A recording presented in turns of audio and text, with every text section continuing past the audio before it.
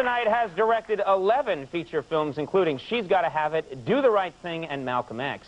Now, his latest film, He Got Game, is the #1 film in the country. Please welcome Spike Lee.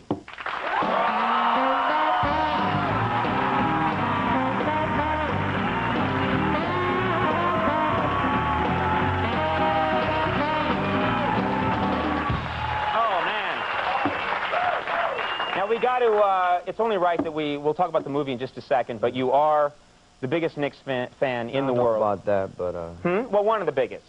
You're one of the most committed Knicks fans. You're wearing a Knicks button right now. And we have some, Pacer fans probably in the crowd. Couple. Yeah. Security is escorting them out right now.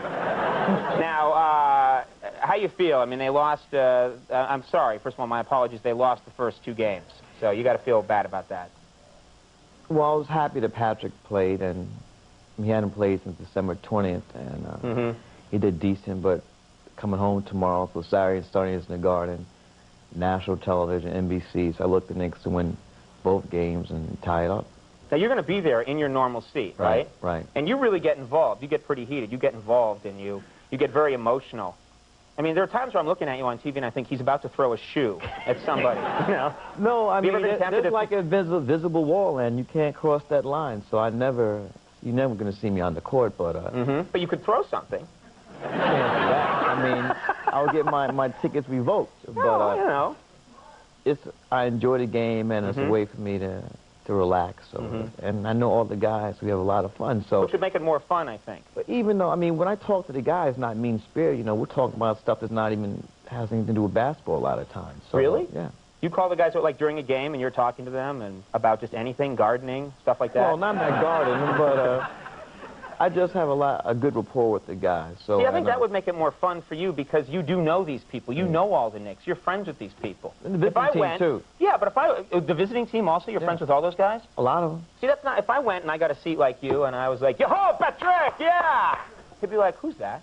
They know you. Probably, maybe. They know you. I want to talk about the kind of movies you make because I'm tempted to, or I'm thinking that you would be tempted to want to make a big action picture at some point, because that is what, you know, they're so splashy, they make such a big fuss over those kind of movies. Have you ever thought, Spike Lee, I'm going to make a movie about a meteor that's coming to Earth or something like that? Like Armageddon or Deep Impact? Right, yeah. No. Never tempted to do it. No, and there's nothing wrong with those films. I go see those films when they come out, but it's not really something that I would be interested in doing, because a lot of those science fiction films, you know, special effects films, you know, people just looking into a blue screen, and, you know, they're not even, Godzilla, they weren't looking at Godzilla, they just look up in the air, that's Godzilla, and act scared. Right, right. It works for me, and then they have a giant rubber foot come down and stamp on them. I think that when you do a film, it's really 2 years out of your life, and it has to be something you're really passionate about, so. Well, speaking of which, you've done a movie about basketball. I was thinking about this. It's got to be a nice dream for you because you got to work with some NBA players. You're shooting primarily on basketball courts, and you love to play. You're working with Denzel Washington. For the 3rd time. For the 3rd time, a guy you love to work with. And I understand he was, even though there were scenes in this movie, I was watching one scene where he and Ray Allen are playing against one another. Right. And Ray Allen, of course, an NBA player. That's Milwaukee Bucks.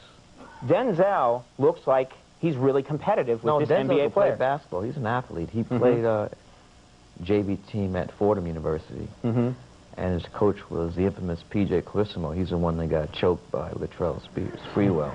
It's so sad. That's his claim to fame now. Now it is. Know, after all these years and all this hard work, I'm sorry, the name doesn't ring a bell. No, this. Oh, you. That guy. That guy. He does that when they don't, you know, take his American Express card. He's like, no, me. But Denzel could play. He's an athlete, and one of the reasons why we chose to cast basketball players, I think that's one of the reasons why a lot of sports films fail, is because they have actors to play athletes. And in football, baseball, boxing, I think you're more apt to get away with it, but it's very hard. It's hard to fake it. To fake basketball, and if you cast an actor, you can have shots where somebody shoots the ball, leaves their wrist, and you see then a cut, and the ball goes through the hoop. You know, that We don't want to do it like that at all. That would be the basketball film I would be in. There'd be a shot of me going, "Ah!" like that, and then just swish, another cut, and then me going, yay! So we cast real guys.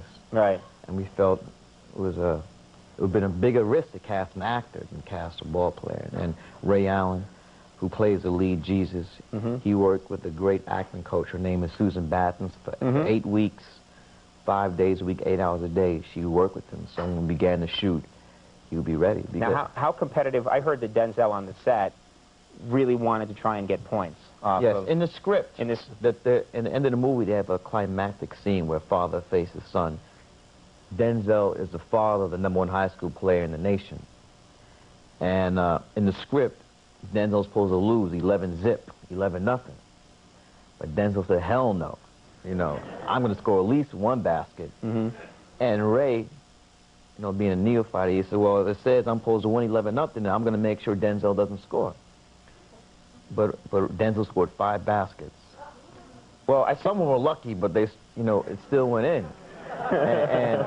And Ray, a couple of ones where he just threw it up. And Ray was mad because he knows that when the movie come out, he will hear about it from all the guys in the league. I would think so. Well, we have a clip here. I think it's the clip that you're talking about. Yes. This is Ray Allen is Denzel Washington's son, and this is a climactic scene where they have to play each other, and the stakes are pretty high. And let's take a look at this clip.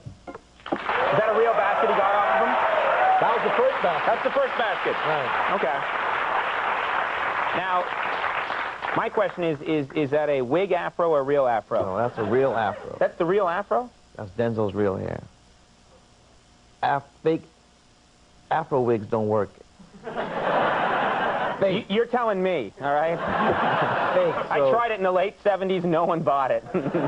Luckily, Denzel was able to grow his hair, so it worked out. You all had to wait. He gave him the script far enough in advance. How's that hair coming, Denzel? And he had a braid. See, he's a convict, so that's why he could wear it braided up. It's a really cool idea for a story. I mean, I don't want to give too much away, but when I heard this story idea, I thought that's a neat concept. Right. The movie He Got Game is at theaters everywhere right now. #1 movie last weekend. Well, no? Deep Impact's opening today, so we had it for 1 week. Did I point out that it's a climactic scene between father and son here, but then it's interrupted by a meteor shower? So watch for that scene. That's pretty... Hey, Spike Lee, thank you very much. Good to have you. Always good to have you. Nicholas Turturro coming up. We'll take a break. We'll be right back.